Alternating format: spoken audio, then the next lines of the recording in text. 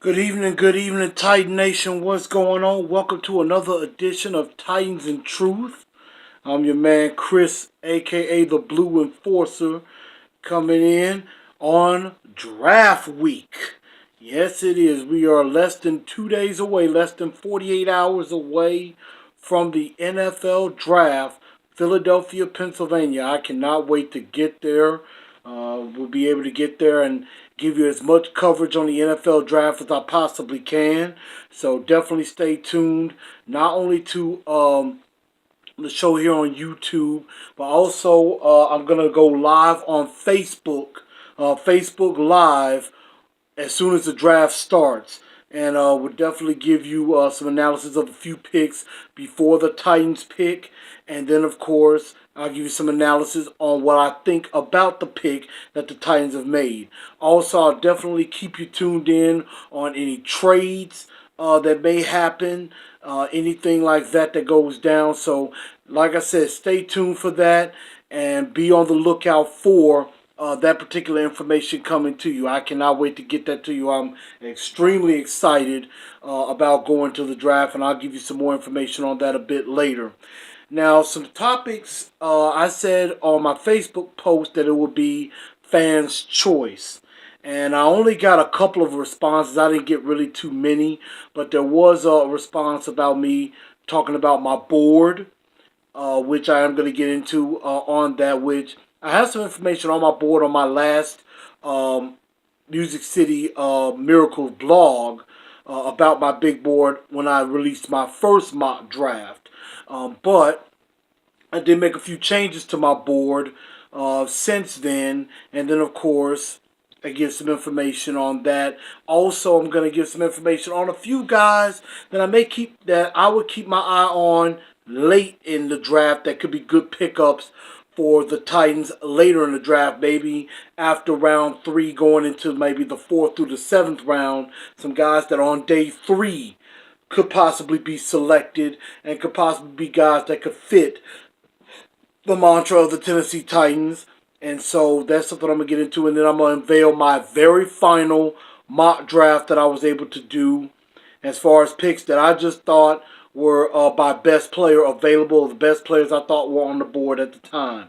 So we're definitely going to get into that. But let's get kicking in with the reveal of my new board. It's really still the same, but I have tweaked and made a few changes on it. So this is how it looks. Right now, the number 1 player on my board, and the guy I really hope the Titans pick the most, is Jamal Adams, the safety out of LSU. Thing I like about him is that he's versatile, can play in the box, can play center field. Him and Kevin Byard will be a dangerous duo for many, many years to come. And then you put Cyprian down as a nickel linebacker or an extra coverage guy to help with the coverage, because a lot of times they have rolled out 3 safeties at the time. But I think Jamal Adams and Kevin Byard would start and rotate Cyprian in some on that. Plus, Jamal Adams could cover a lot of tight ends, which would be extremely huge to help us out, because we've gotten shredded by tight ends. Second on my list is Jonathan Allen. So if Jamal Adams is gone, which it very well could be, I think Jonathan Allen will be the next best get on that. I know people have had some issues about his shoulder and everything, but of course let's come back saying that will be 10, 15, 20 years from now before he has any problems with that, long after his football career is over. And just imagine if you have Jonathan Allen on the defensive line, along with Jarrell Casey, Orakpo, and Derek Morgan, and even if Kevin Dodd can somehow do something on there, that's a defensive line I wouldn't want to block. I mean, that would scream terror for any offensive line that we would have to face. Let's just say guys like Andrew Luck, Tom Savage, and Blake Bortles, they might get a little bit scared when guys like Jonathan Allen and Jarrell Casey are coming at you wanting to hit you. So that's something I would really look forward to. Number 3 is probably one of my favorite players in this entire draft, and that is Mike Williams, the wide receiver out of Clemson. Mike Williams is the guy that I feel is the number one. I have him rated as my number 1 rated receiver. And he is a guy that I just think fits the Titan mode to the T. He's very tough. He's very dependable. Hard-working type of guy. And he was a guy that really came up big in big games. He got a 6'3", 6'4" frame. This guy can catch any ball that comes his way. He does not drop the ball very often. And yes, he could use a little bit of work on his route running. But other than that, I mean, he'll go through the middle. He'll make the tough catches. He will be great, especially on third down and in the red zone. Him and Marcus Mariota, I think, could make a terrific combination together. So I really would love it if they picked Mike Williams on that. Number 4, Solomon Thomas, the defensive lineman out of Stanford. Now, I haven't really done a lot of work on Solomon Thomas, but what I have heard about him, very intelligent, very smart football player, has a motor to him, just does not quit. He is the type of guy that he'll go all play long. And again, put him on the line with Jarrell Casey. That's a pretty nice duo. Stanford, USC up there with Georgia Tech and Texas being Arakpo and Morgan respectively. Pretty nice defensive line if you ask me. Number 5, Corey Davis out of Western Michigan, the wide receiver. And let me tell you about Corey Davis. I've said this a lot in posts in Facebook as well as here.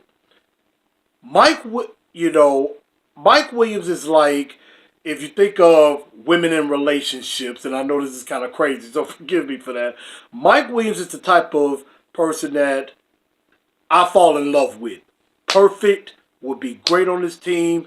Be like, you know what, I'm ready to make that pick right now. Put a ring on it, make it official, make a commitment. Corey Davis is the type that I go out with for a while. I really like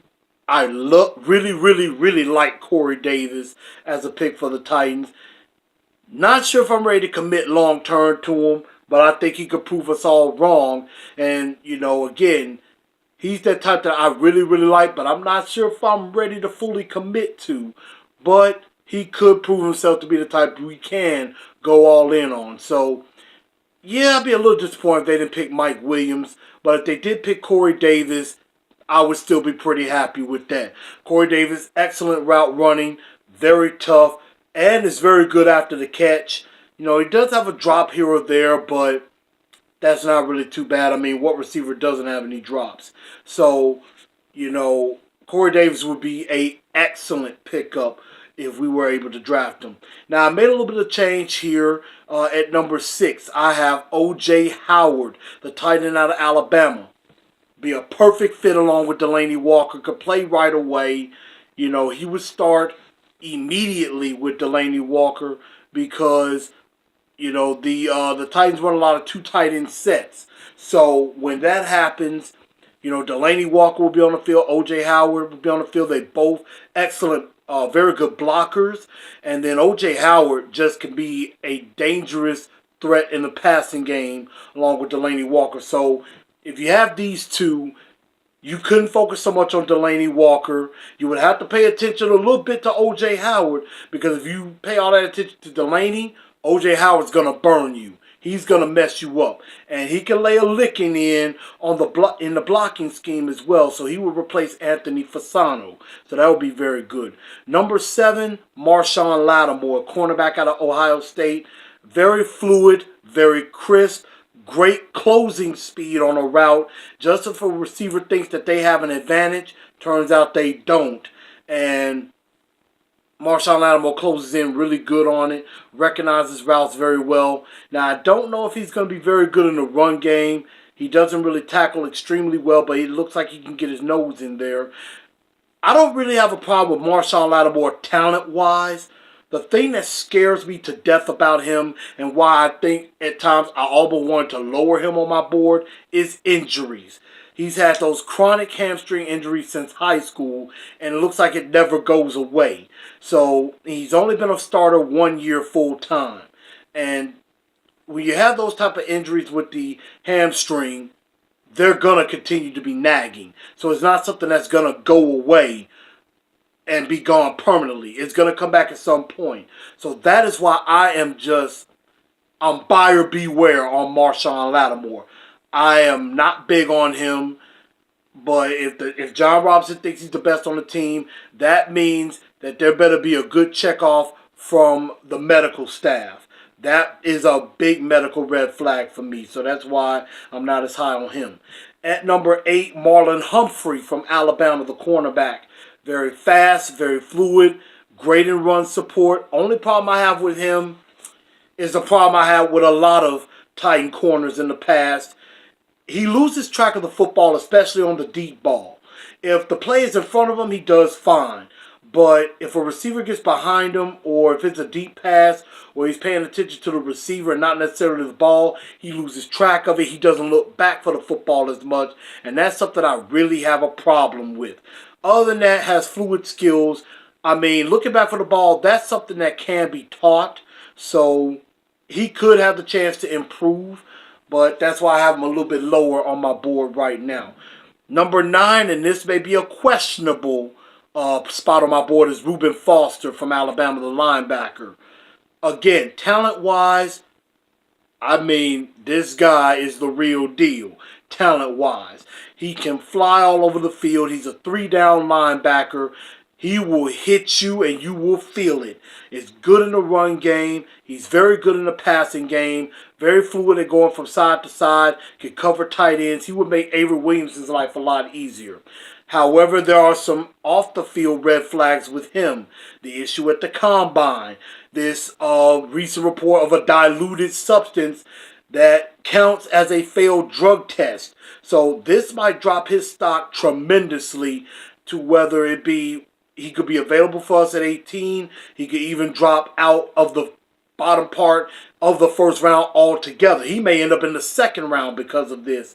And, there might be some teams that have already taken him off the draft board. I wouldn't necessarily take him off the draft board because he could be a steal, but this issue off the field with the drug test and everything, that does kind of concern me a bit. And I don't know if he puts the team before himself. So he really needs to clean that up if he's going to be any benefit to the NFL in the coming time. Number 10, Malik Hooker, free safety from Ohio State. Not really big on him. I mean, excellent coverage skills, not good in run support. I'm just not that big on him. He had a little bit of an injury issue. He's only played a year. He hasn't had a lot of production. And if you heard John Robinson say that he wants production, that is a major part of the process. They want players for production. They don't want projects. They don't want guys who haven't had a lot of time or anything like that. They're wanting guys who are ready to play today, who are ready to play now. So that's a little bit of my drawback with Malik Hooker. 11, Tre'Davious White from LSU. Very talented corner. Probably could start in the slot and work his way outside. Very good ball skills. A little bit quicker than people give credit for. But I would not mind if they did Jamal Adams and Tre'Davious White in the same draft with the Titans. That would be good because they would know each other, especially if they play on the same side of the field. They'd be able to communicate with each other, which would be very beneficial. And I really like that. John Ross at number 12. Like with Marshawn Lattimore, great talent, but I'm buyer beware on him as well. Too many issues. He's had ACL surgeries on both legs. On both the left and right leg. He's coming back from shoulder labrum surgery now that he dealt with after the combine. Even though he is a speedster, he did beat Chris Johnson's record at 4.22 in the 40, but is that all he offers you?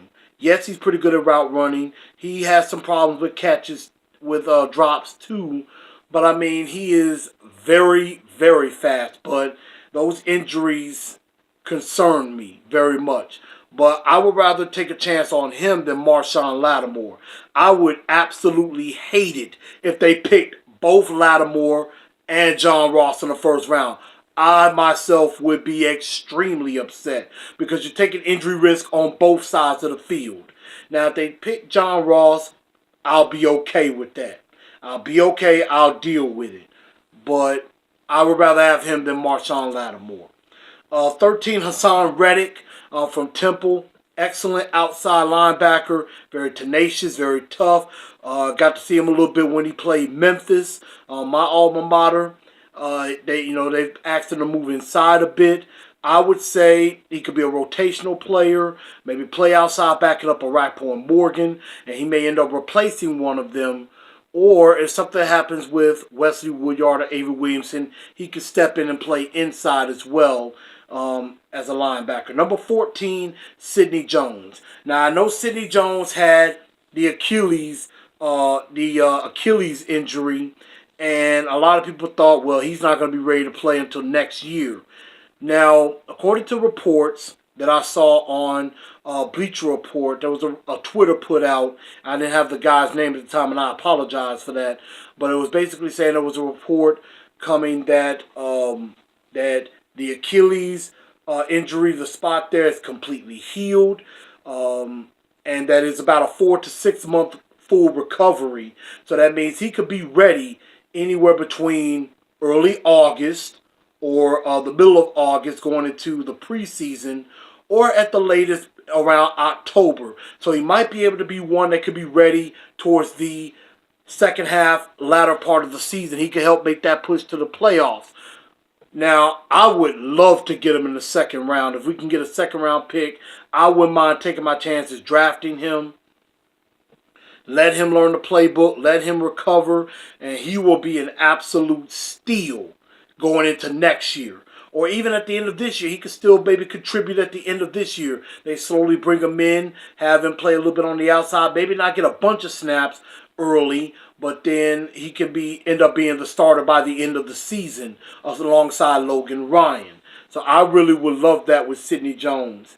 And then last but not least is Chidobe Awizwe.